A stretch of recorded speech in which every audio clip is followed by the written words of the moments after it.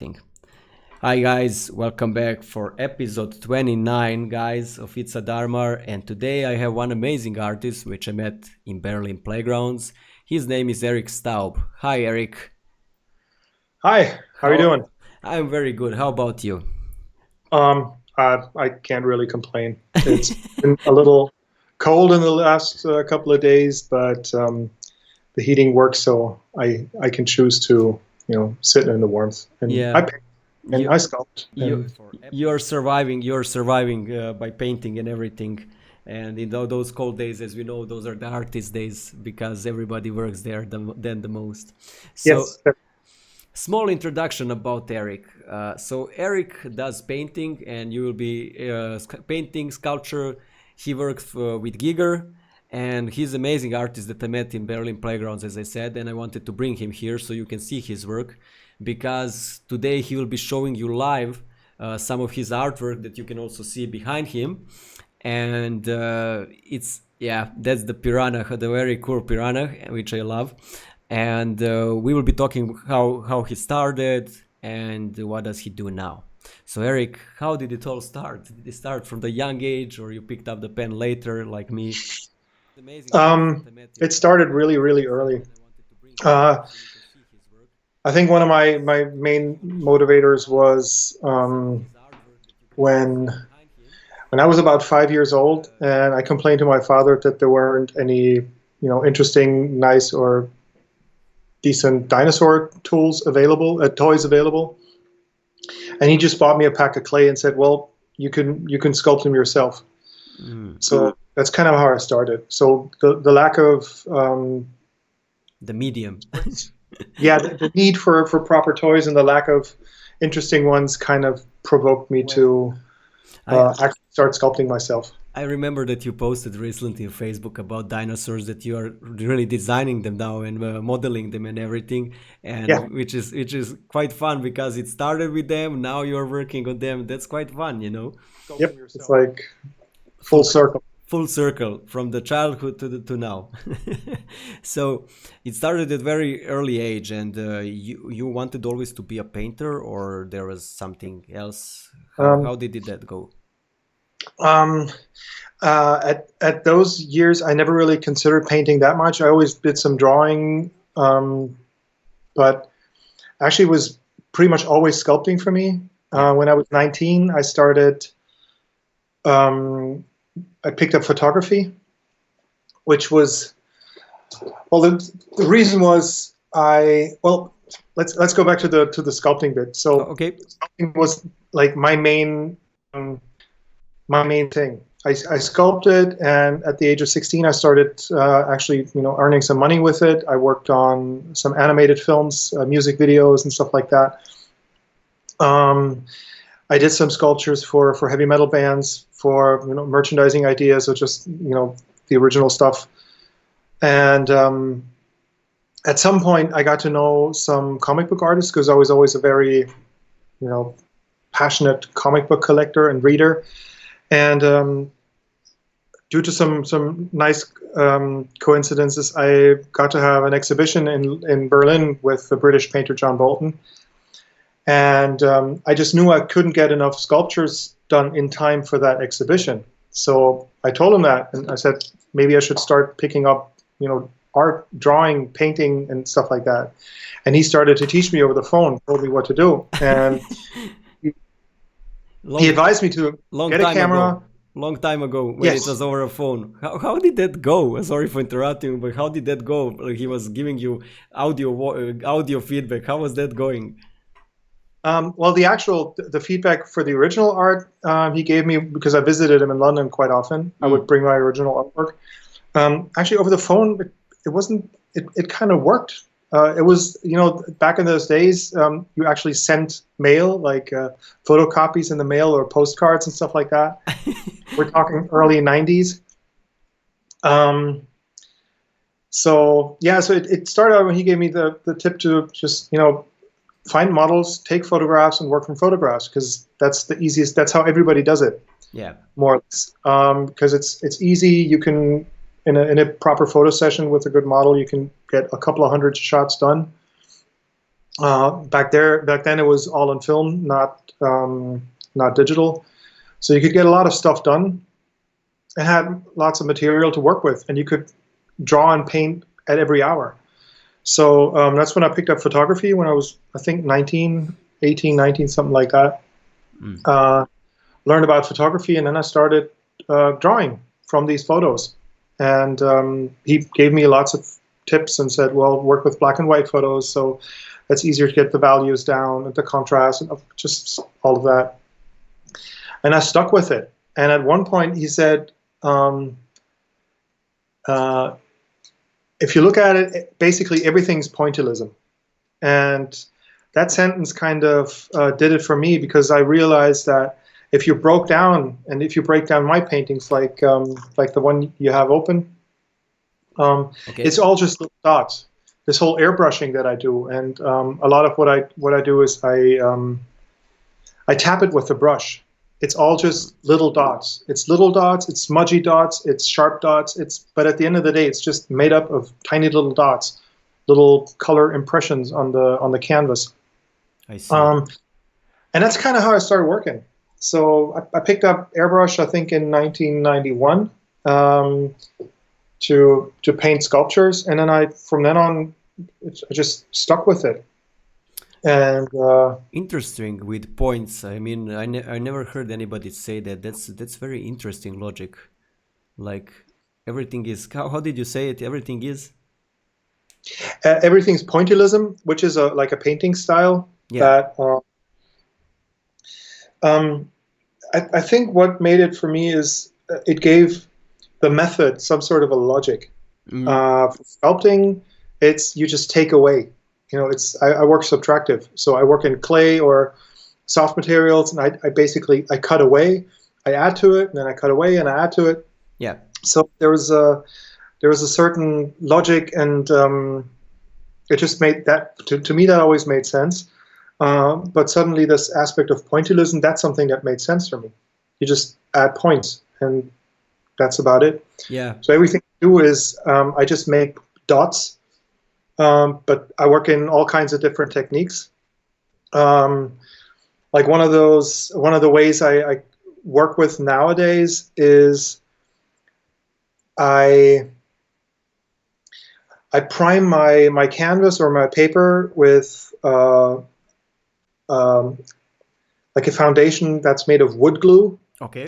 And wood glue has the interesting property of it's water soluble, and it dries very slowly, and even though it's once it dries, it's kind of set. But if it gets wet again, it'll absorb moisture, and it'll absorb paint. So I work on wet wood glue, and when a point of paint hits that, it kind of smudges out. So you can add like dots or spludges or just paint to your piece. And it'll automatically get out of focus. It gives that extra finesse, extra texture. We played a bit with that in the university when I was painting. Trust me, I'm a horrible painter, and we played a bit with that. So we were putting newspaper and the glue like that, and really it gives a really cool texture to the painting. But it was super hard to control it. Yes, but with just dotting, like I've been working with airbrush and toothbrush since like the early 90s. Yeah. So I'm pretty I know my way with actual toothbrushes pretty well, and I have all kinds of techniques, and I own like 100 toothbrushes I paint with. And if you know how to apply it, and the paint is often thinned down a lot, so I add layers and layers and layers on top of that wood glue, and that gives me a pretty good control over the surface. I see. And by that, I managed to get surface textures done that seem out of focus. But if you look at it from a distance, like I'll hold one up. Let's do it. I think that would be awesome. So from a distance, this looks like pretty much like it's in focus. Yeah. But if you look at it close up, okay, Yeah, yeah, I can understand. I understand. It's not Yeah. anymore. And that's actually something I learned from another painter whom I met him once, but we never really spoke, which is Gottfried Helnwein, an Okay. Austrian artist. And he does photorealistic pieces that are huge, like really, really, really big, 3 by 4 meters large images. And when you see them printed in a book, they look just like photography. Mm. If Mm. you look at them up close in the original, they're almost abstract. The closer you get, the more abstract the image is, because like if you just have a detail of it, you don't see anything but just smudges and splattered paint and little dots and airbrush and all of that. But it only makes sense if you step back. And Yeah. that's kind of that's the way I've been working for many, many years. Um, I did try super photorealism with airbrush also in the 90s, and it's okay, it works. But people always say, "Oh, this looks like a photo," Okay. and that was just annoying because so who took the photo? That's what people always ask. And I was like, Mm. it's not a photo, it's a painting. Oh, and some people actually say, why did you go through the trouble of painting it? Because it's Um, art and it's hard. That's why. Because it's freaking hard to do something like that, and it deserves the respect. That's why. Yeah. yeah, but actually, like normal people just never got that. Yeah. So that's kind of how when I started doing things that were not as realistic anymore. Like I didn't try the whole out of focus thing back then. Actually, I learned that from a student of mine who started doing out of focus paintings by like applying oil paint and then just rubbing it and smudging it with a rag. Um, I tried that and I really liked the results because they were. It was just fascinating how you Yeah. could actually do something and make it out of focus. In my case, it didn't occur to me to do any rubbing with rags or anything. I just used a brush and started tipping, tipping, tipping, Yeah. and kind of got this out of focus look that way. And so whenever people see my stuff in exhibitions and they're far away, they say, "Oh, who did these photos?" And I said, "Look up close." And then they go close up and say, "Oh, it's not a photo. Yeah. How did this work?" And they go back and they go closer, and suddenly they're all amazed that it's not a photograph, but a painting. Like Yeah. another one. Such a small detail that changes so much. I mean, yeah, this looks insane. This looks insane. Like a photo. If Yeah, you're really far, if you look at it up close, yeah, you see that it's a painting. yeah. But then again, from a distance, It's like a photo, definitely like a photo. Uh, what is interesting to me is how did you learn to make such a good light? So it's so photorealistic. What was the biggest struggles for you while you were learning that kind of stuff? it was actually working as a photographer for 15 years. Ah, okay. So I work with in studio situations. I've been doing photo shootings since 20 years, Yeah, even longer. So I've always tried to learn all relevant techniques that I needed, and setting light is just an important part of being a photographer. So that just kind of how that came along. I never really tried to learn light through painting. I always experimented through photography and then applied that what I found to the painting work. yeah, Sculpture, it's completely different. So that's always to me the difficult thing. I sculpt with a completely different mindset than I paint, because um, I apply. I don't work by light and shadow the way I would do when I start a yeah, painting. yeah. But the crazy thing is, I see with my fingers. So Okay, okay. oftentimes when I sculpt, I close my eyes, because that way I get a better feeling of what it is I'm holding in my hands. Yeah, yeah. Um, and that's something that just doesn't work in painting because you always have to look at it. Yeah, because it's not a sculpture, it's 2D. Yeah, yeah, yeah.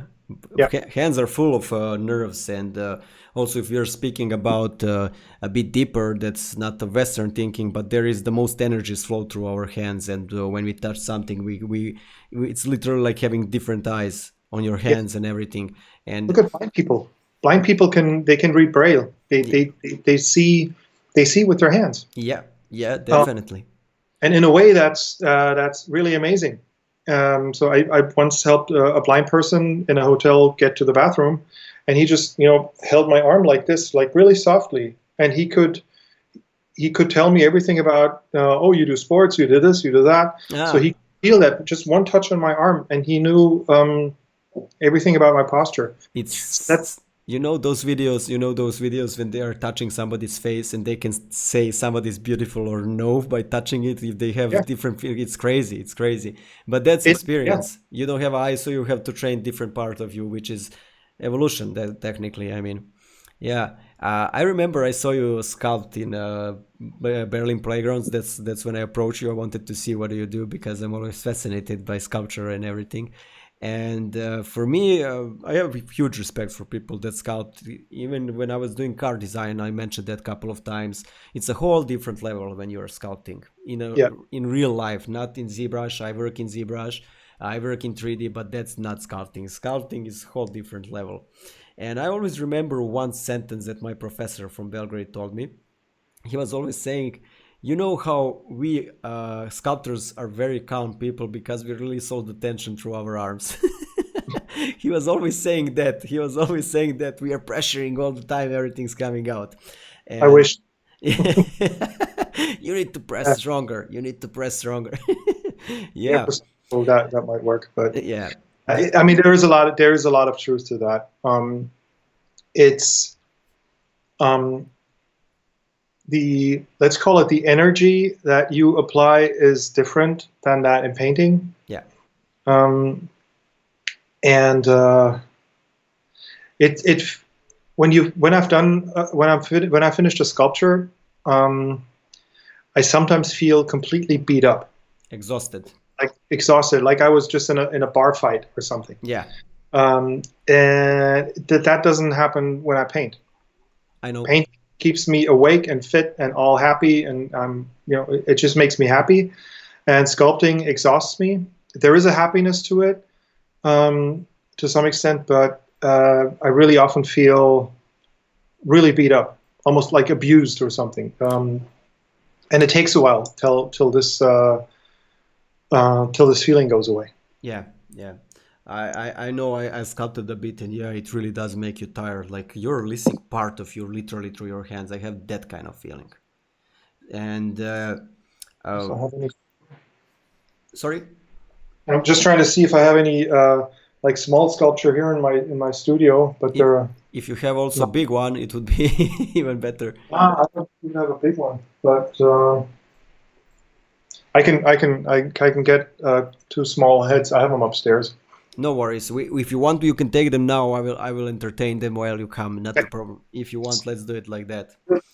So Eric also worked with Giger, and we're gonna go through that, guys. As he's coming, he went to take the sculpture. I will return his screen back, which is Piranha. You see. And we will be talking with him about how he worked with Grieger. He also had the exhibition 2 days ago, so I will ask him questions about that. In meantime, if you have the time, please hit the subscribe button so I can make more videos and you support me on this.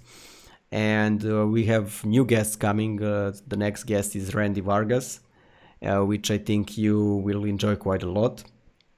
And yeah, that's it pretty much.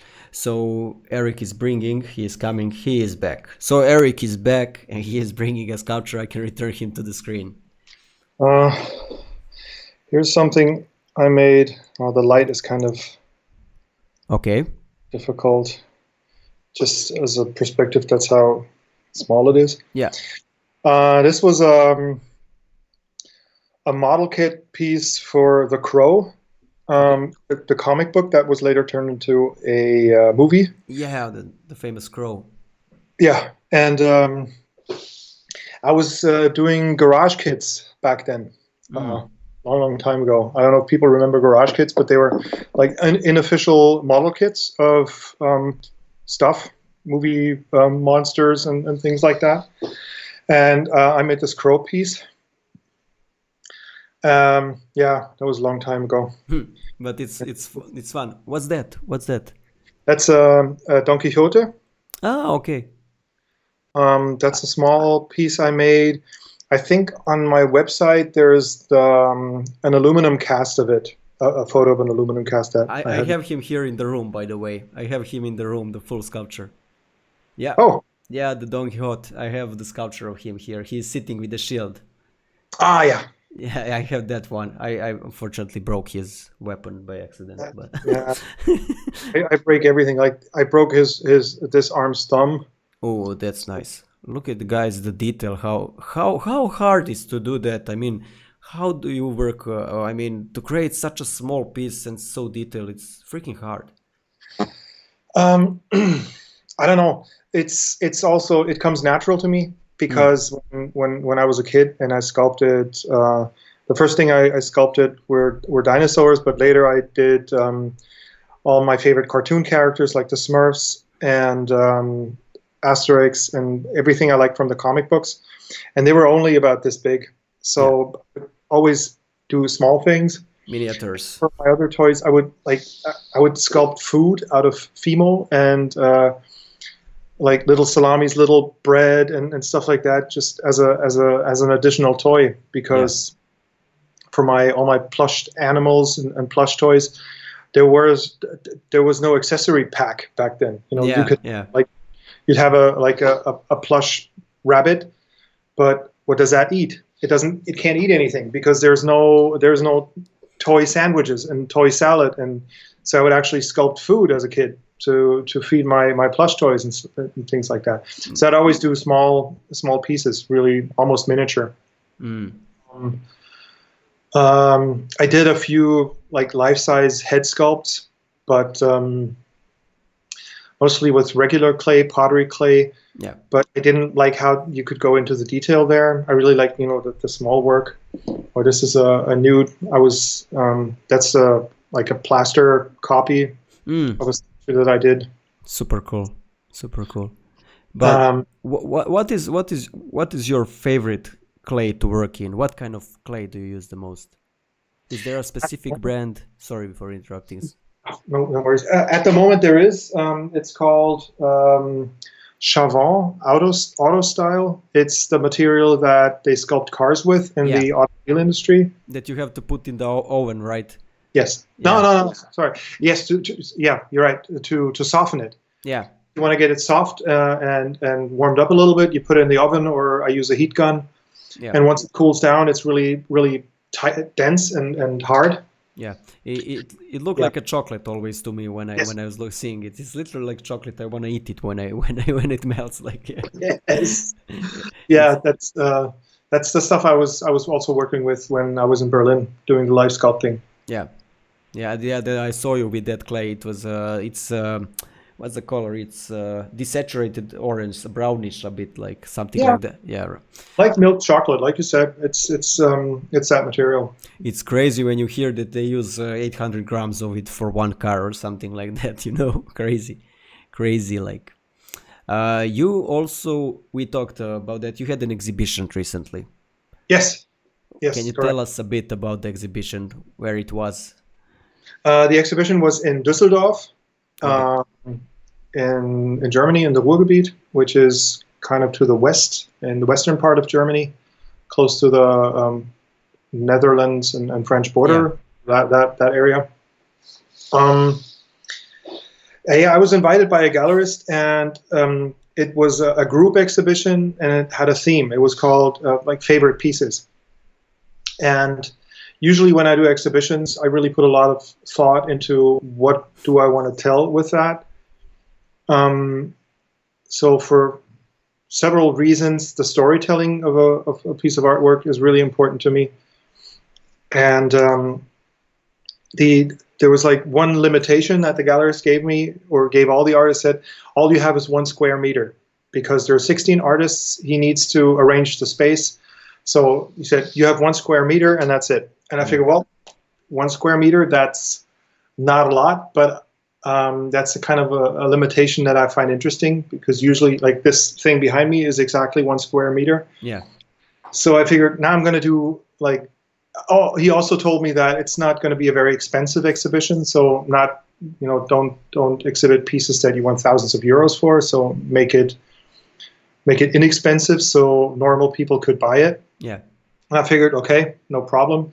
I'm going to do 16 paintings that are 25 by 25 centimeters. That way I can get a square meter and have 16 paintings. Yeah, that's nice. Yeah, it was a nice idea, but then at one point I actually had to do 16 paintings, which is a lot of fucking work. Yeah. But I managed 13. I got 13 done. Congrats. I did a few more. I wasn't happy with some of them, and the color wasn't right. So it was the last 13 I painted. They were all the same color, all the same kind of mood, or the same thing that I wanted to achieve, and that worked. And I was really happy with that. So I brought all these paintings to Düsseldorf, and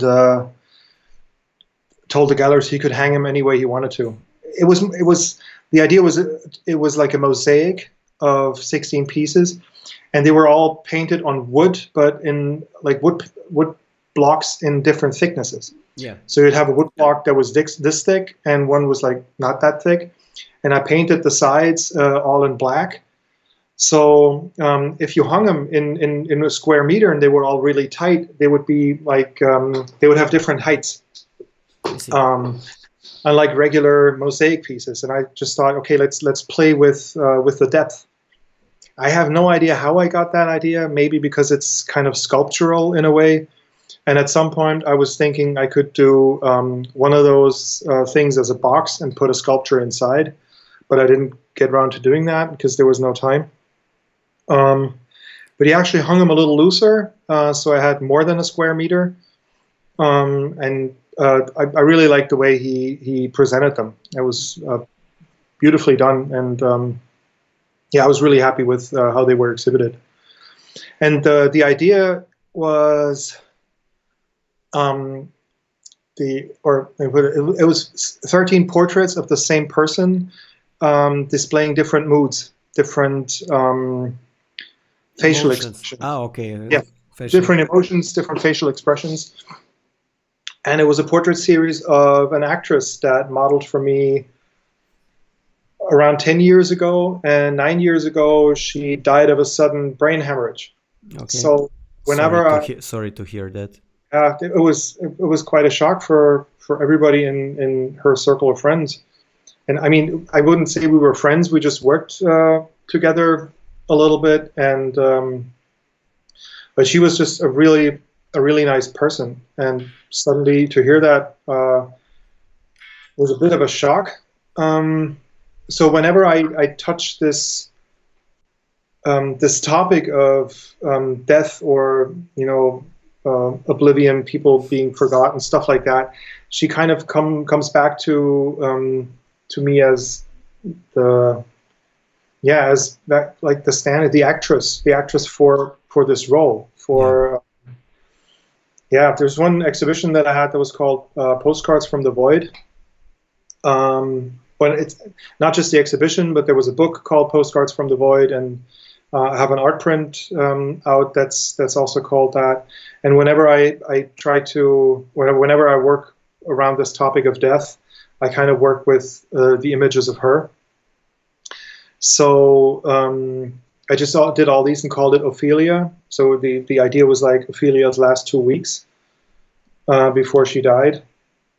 And the fact that I didn't get 16 but only 13 pieces done also got this idea that when people pass away and they're gone, you start forgetting them. So the mosaic you have in your head kind of loses details. It loses little bits of the mosaic. So it gets it breaks up. You just lose details. So that was the thought process that went on around this work that I did. And that all made sense to me. So that's why I was really happy with what I had achieved, because that's like, okay, I put a lot of thought into it, and what I managed to, my artistic output that I managed to get done satisfied me, because I had an idea and I actually managed to bring it across, at least in my head. Yeah. explaining that to everybody, I think, is kind of sometimes it's difficult. I wrote something about that on Instagram. Mm. So if you want to, and I wrote that when I had this idea really like fresh. So when you want to read it, just check my Instagram page and you'll see it. Okay, I will post your Instagram page in the comments, guys, so you can check what Eric wrote. What I wanted to ask you is, yeah, I mean that idea about forgetting stuff about dead people who passed away. That's quite interesting. That can even be in an animation. It's very interesting idea, and I'm just thinking in my head, thinking out loud, it's a very different from what I saw, and it's very true what you said. It's very, very true. And yeah, I mean, it's not easy when somebody passes away, definitely, and you are always trying to keep that memories and try to gather them.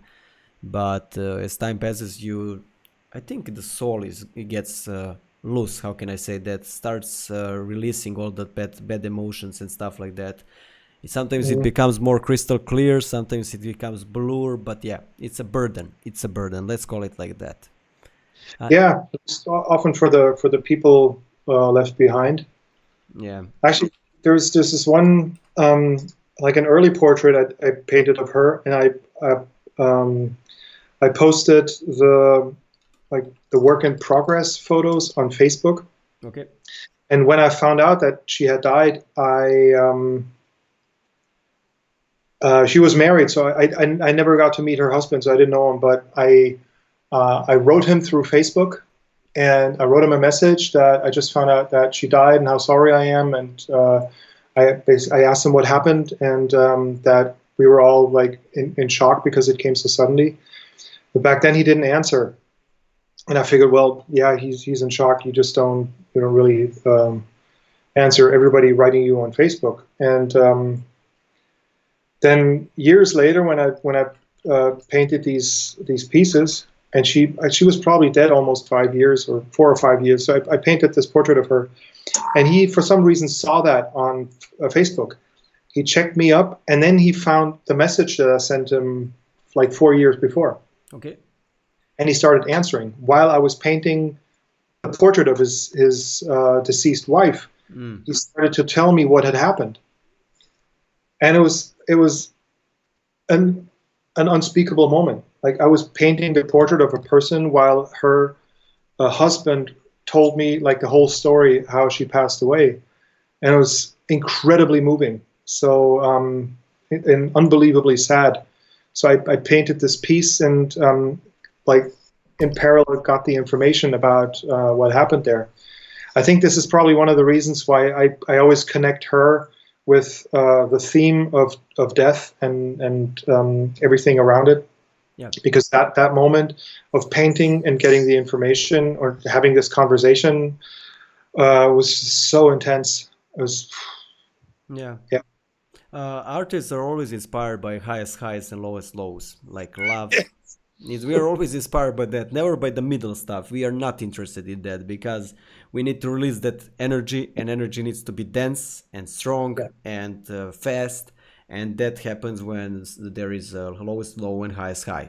And I'm quite sad that times have changed.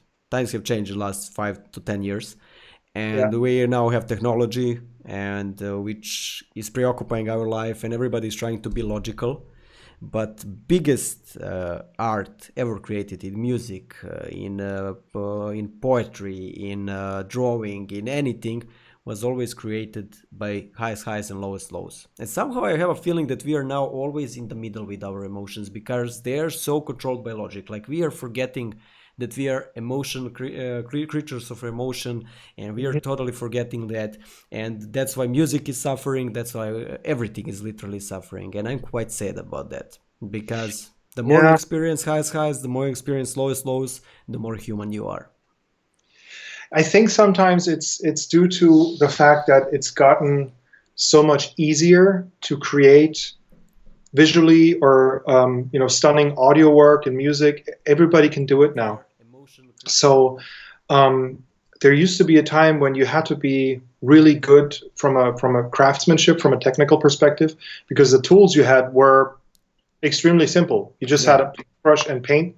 Or even before that, when I look at paintings by Van Gogh, he probably made his own brushes, and he made his own paint, and he had to make everything himself because he was so poor. So there was so little tools back then, and what he created is still so incredibly good.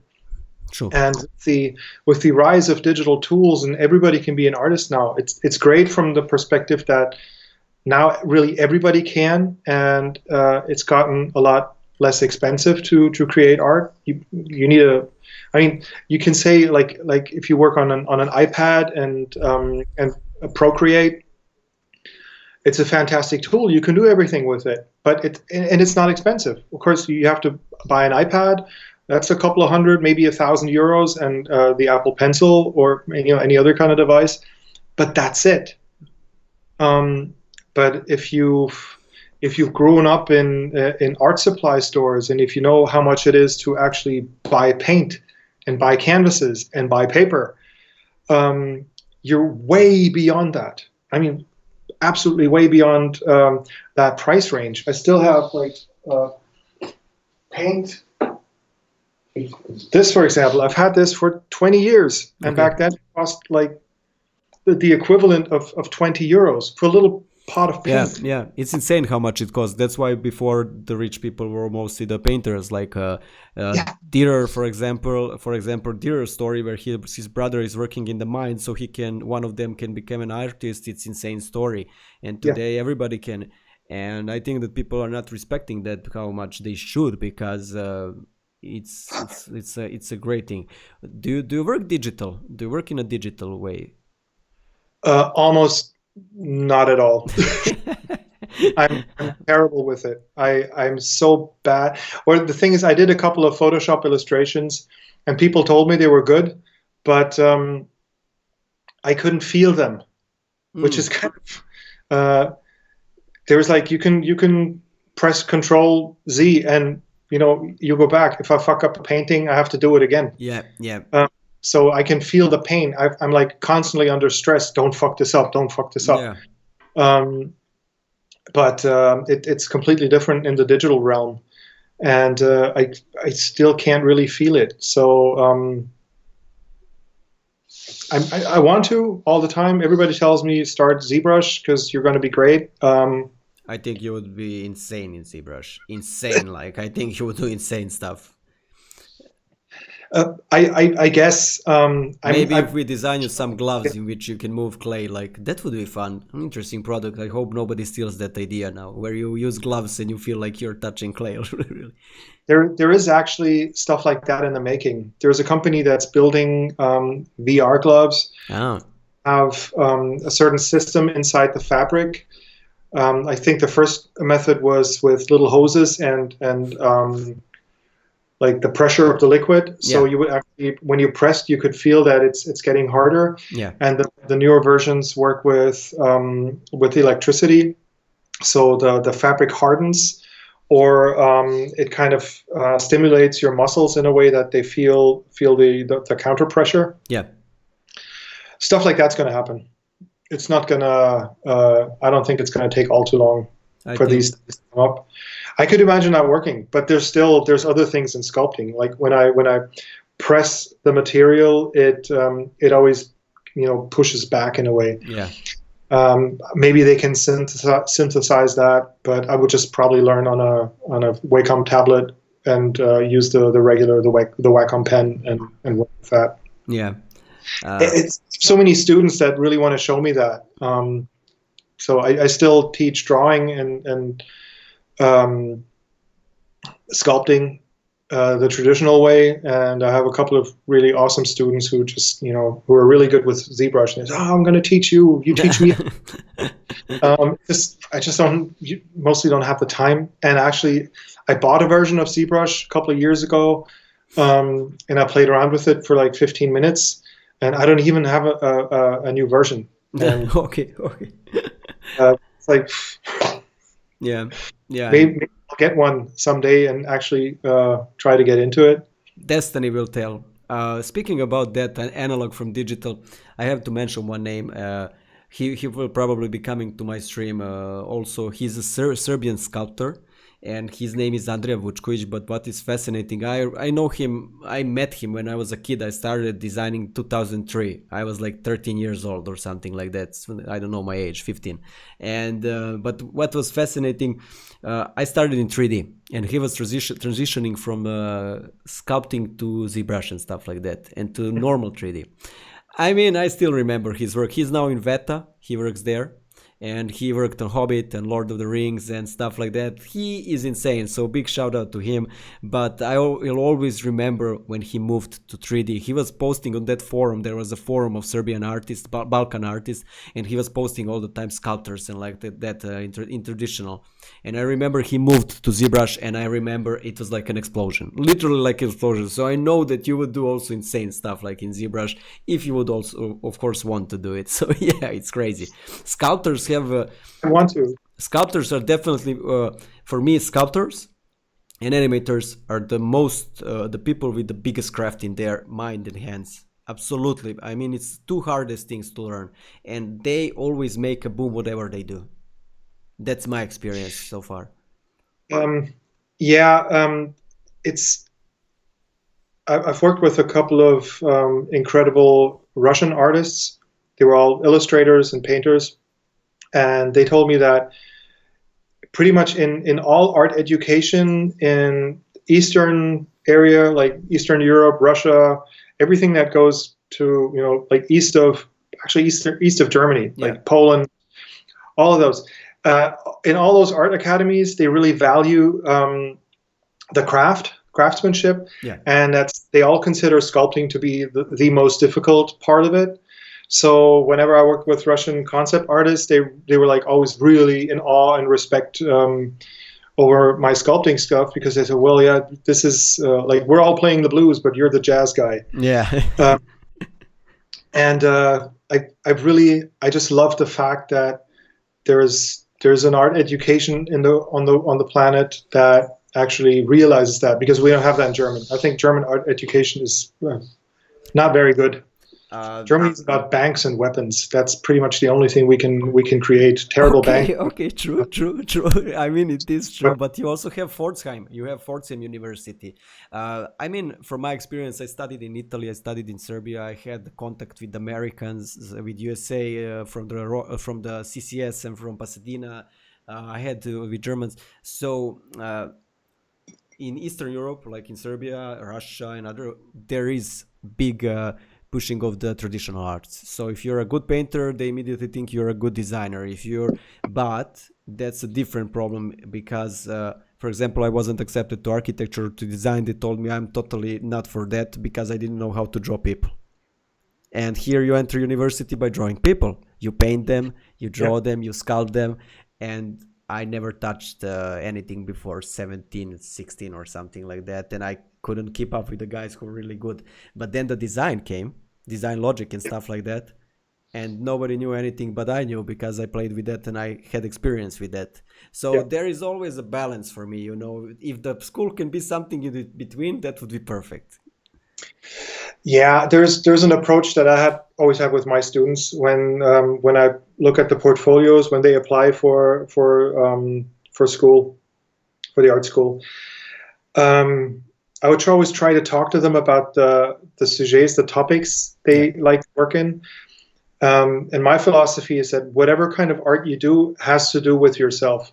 So if you do people, then you are about dealing with people. If you do architecture, you want to build things. You are about maybe the housing of people, making things that protect or shelter or something like that. Yeah. If you are into horror, maybe there's something horrific that needs solving.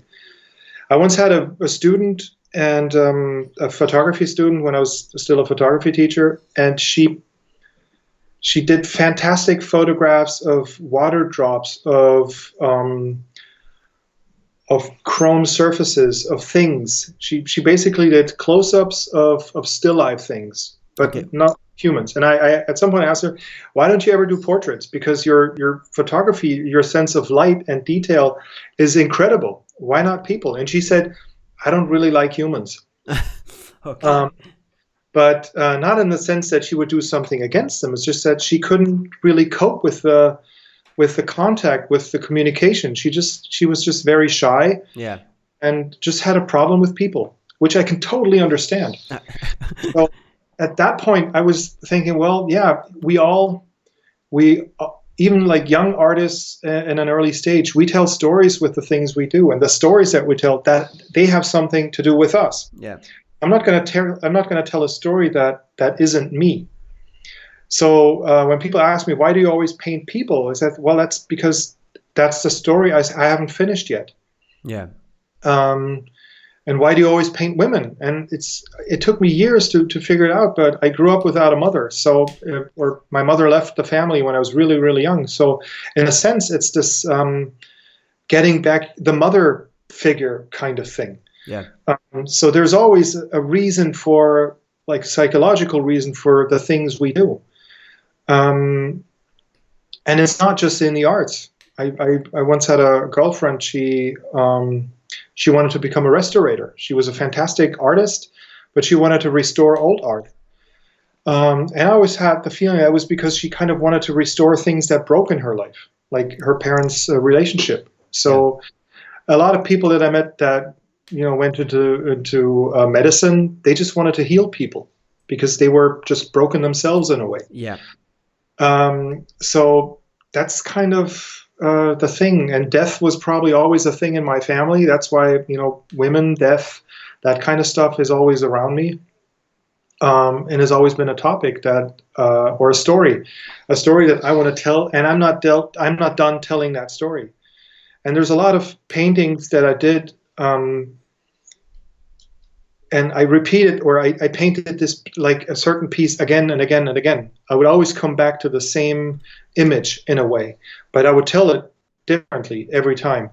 And that's something that's typical for my work, that there's paintings that have been done like 5 or 6 times over a span of 15 years, and they always look different because I tend to return to an idea and I try to retell that story to myself or to whoever wants to see it.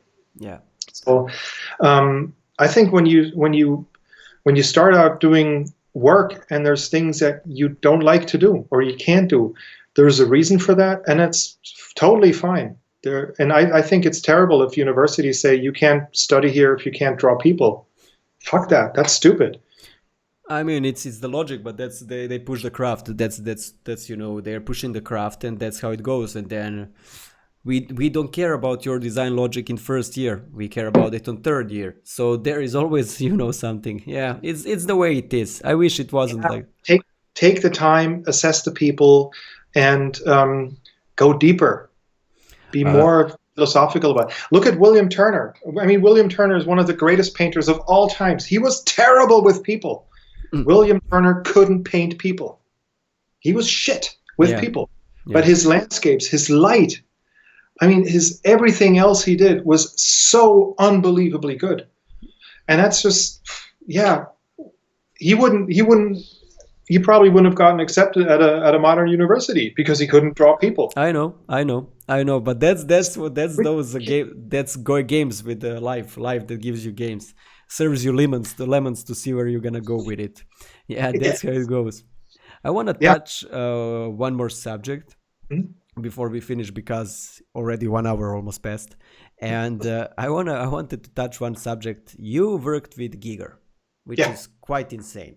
I can only imagine how it was for you because Giger has influenced so many of us, from artists to architects to anybody in this world with his Alien. So can you tell us a bit how that happened and some stories if you can share with us from there? Yeah, sure. I started working for him when I was 22, so I was pretty young. And it happened while I was doing sculptures for a 3D agency who did 3D visualizations of old buildings.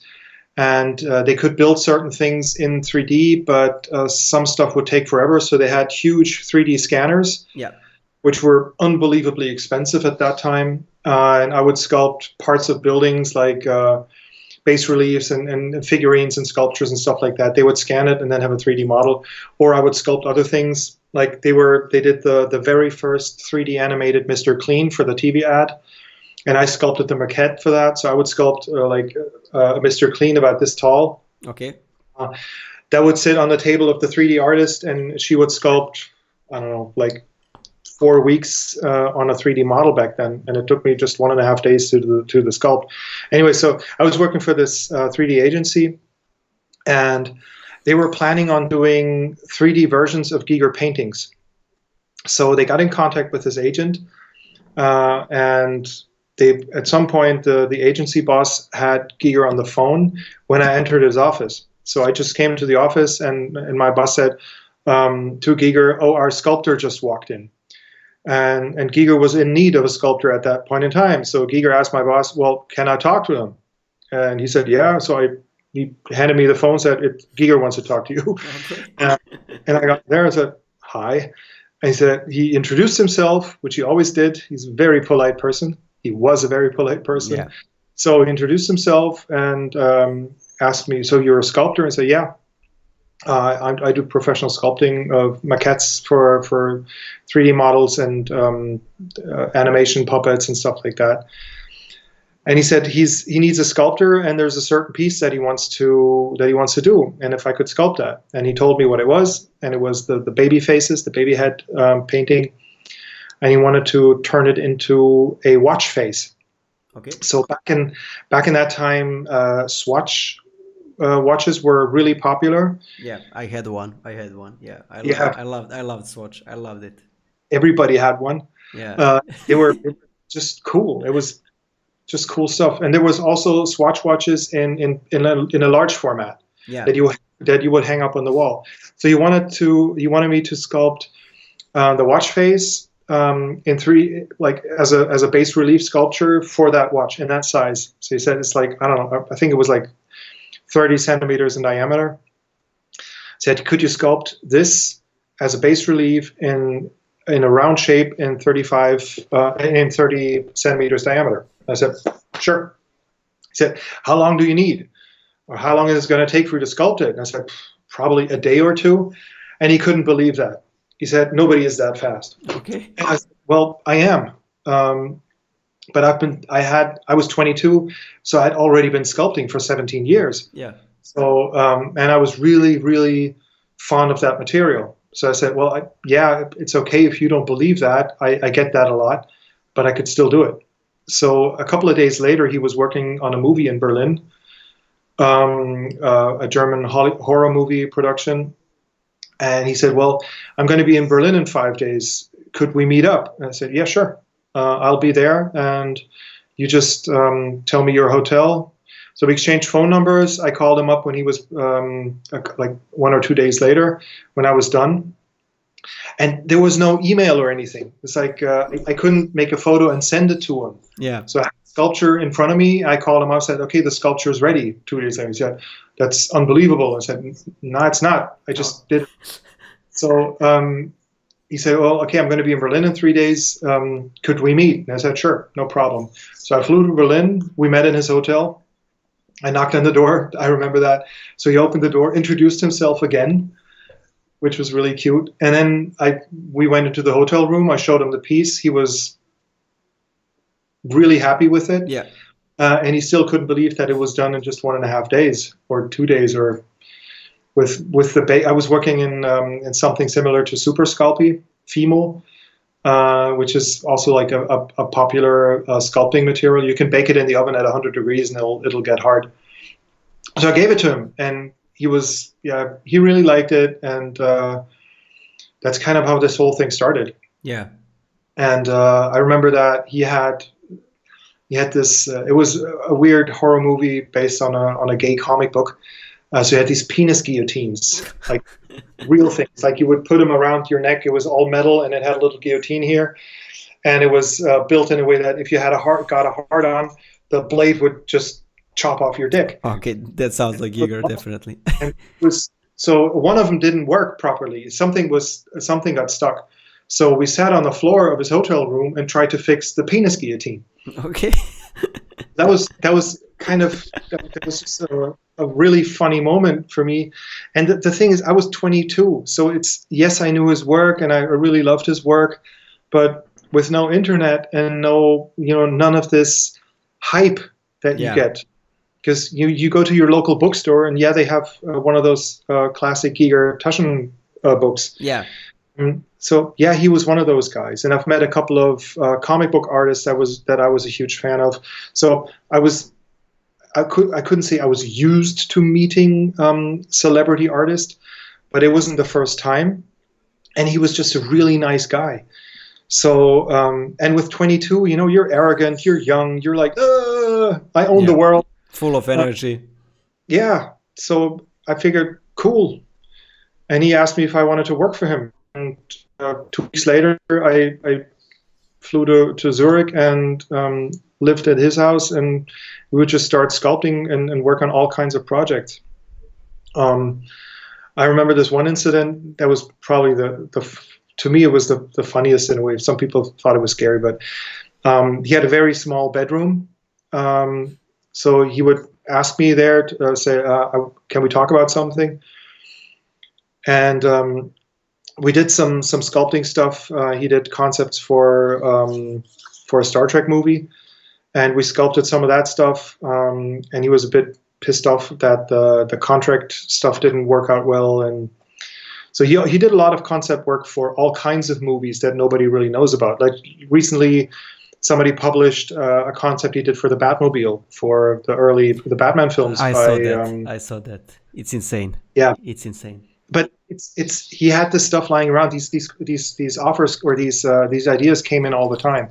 But we put a lot of work into the Star Trek stuff, into the Borg, and he sent over things and sketches. And anyways, now that was relative. Before that, so we actually started sculpting on the heads, but before we started working on the Star Trek stuff, he sat on his bed.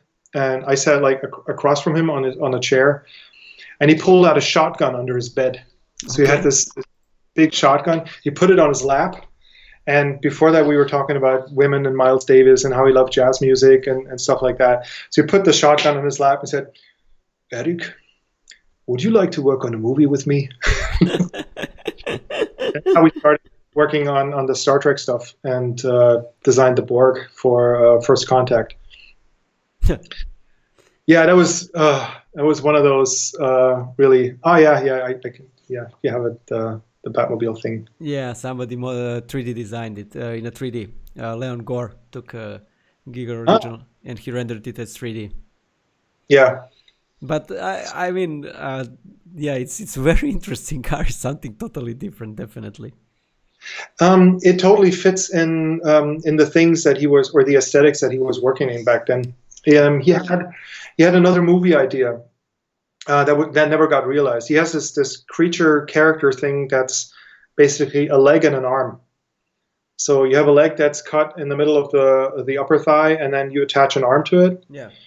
And it's called Armbeinder, which is arm leggy. Okay. Okay. And he was obsessed with this idea, with this character. We did all kinds of sculptures of that.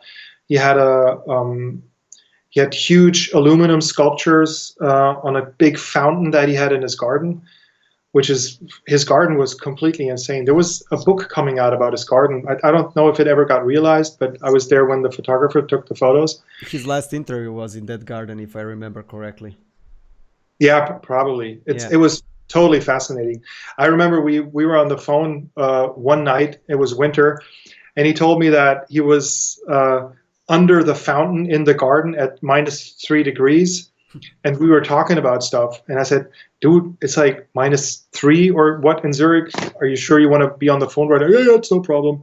And he told me there was like this tunnel thing underneath, and he tried to fix something that broke in the middle of the night. So there's always crazy stuff like that with him. It was really, I think, like one of the things I like most about him is that he was completely different to artists than he was to, let's say, normal people. So he had utmost respect for all artists, and he treated them extremely kindly, but he was sometimes insecure with normal people.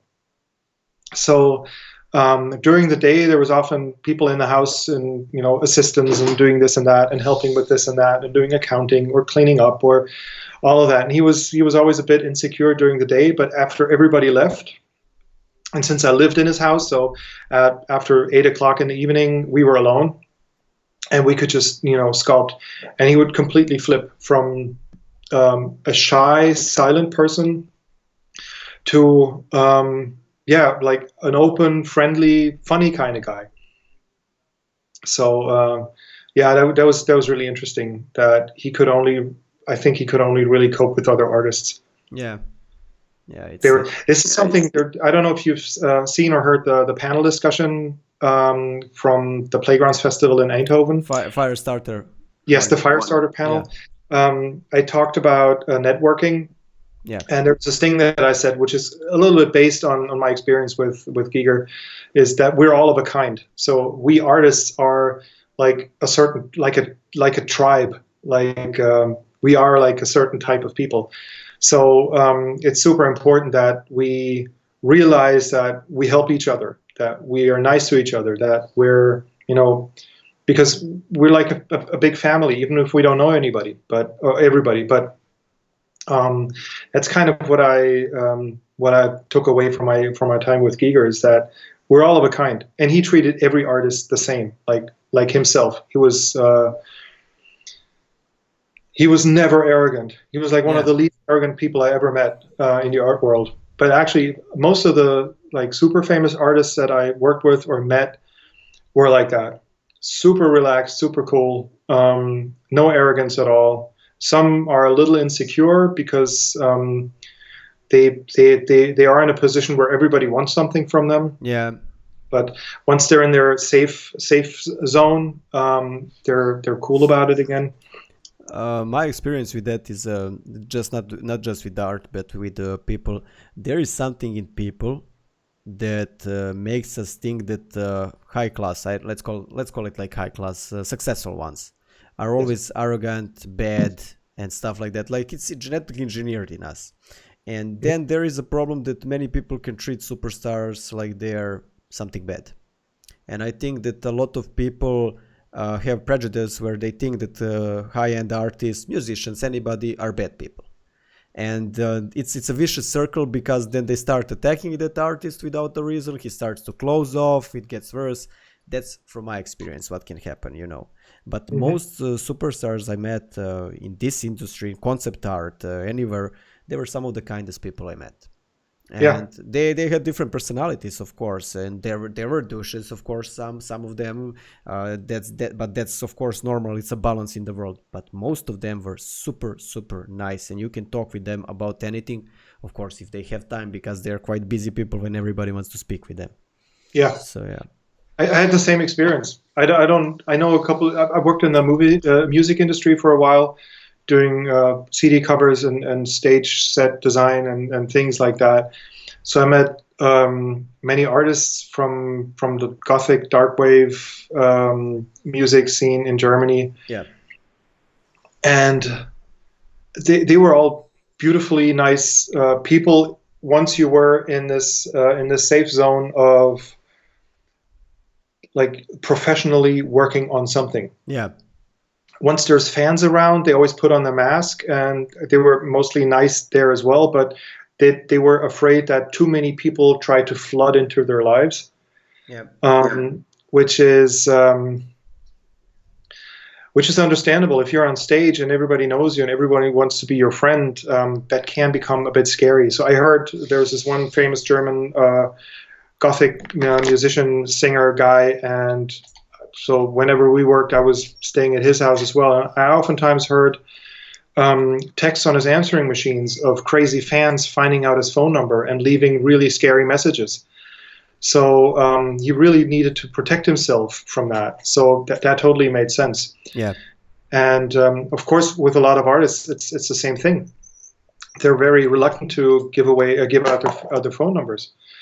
nowadays I think it's okay with stuff like Facebook. You kind of have this front you put on the web, and nobody needs to know your address. Yeah. Or with some of the more famous artists I work with, they usually, well, you would call them and they had the answering machine on, and then you would say, "Hi, it's me. Pick up the phone," and then they would pick up the phone because they would use the answering machine as a filter. And that's yeah. I mean, it's quite normal. You have to protect yourself. I always remember the photo that Spiridon posted. I saw that from his.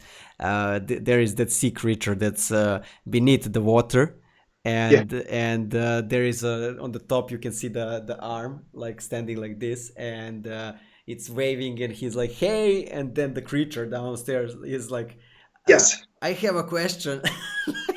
Can you do me a favor?" But it is really like that, and it can be quite boring. It can be quite boring.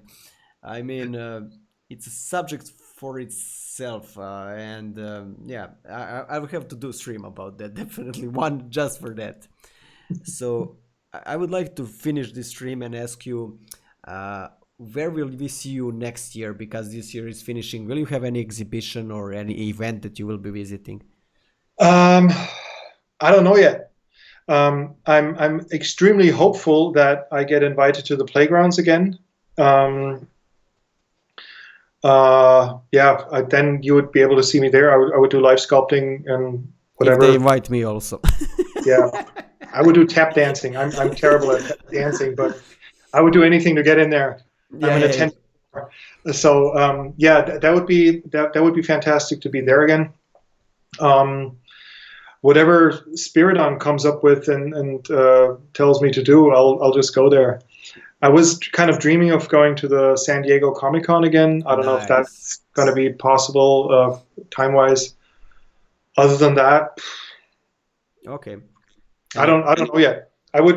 I'm always happy with exhibiting. So if anybody sees this and says, "Oh, would you like to exhibit some of your work anywhere?" Get me a ticket and a hotel room. I'll come anywhere and just show some paintings or do live sculpting. I really enjoy talking to people, because sometimes doing art is a bit of a lonely thing. Because I do it in here mostly at night when it's quiet. So I'm always happy to have an opportunity to be out there, talk to people about the stuff I do, or just do some live sculpts. Yeah. And then I did another dinosaur for Schleich, the German toy company. That's going to be published in January. Nice. So immediately the start of the year. Yes. Perfect. I don't know why they don't put it out for Christmas, because that's the time to buy stuff. But it was management. There's probably a really smart reason behind it. I just forgot to ask. Yeah. I hope they know what they are doing. Yeah, they are. I think they know pretty well, because they're doing pretty well, I think, and their dinosaurs sell worldwide. So I was pretty happy with the reviews of the last one. So I do these things. I sometimes tour schools or kindergartens or orphanages and give free sculpting lessons to children, because it's the best place to start.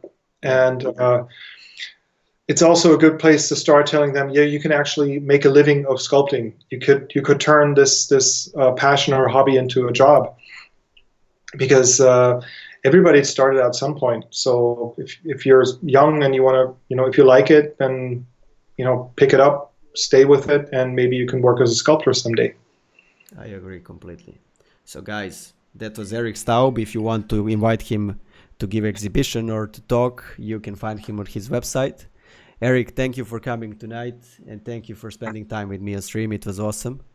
Thank you very much. I hope to see you somewhere around the world. Yeah, let's see what kind of shows come up. I've only so far been at the playgrounds. Let's see if there's other ones. Yeah, I'd love to go there as well and check them out. We have a deal. Awesome cup, by the way. I just saw it. So have a great night or a great day. Guys, hit the subscribe button, because I'll be bringing more cool guests like ERIK. And have a great day all. See you, ERIK. Thank you very much. Yeah, bye. Bye.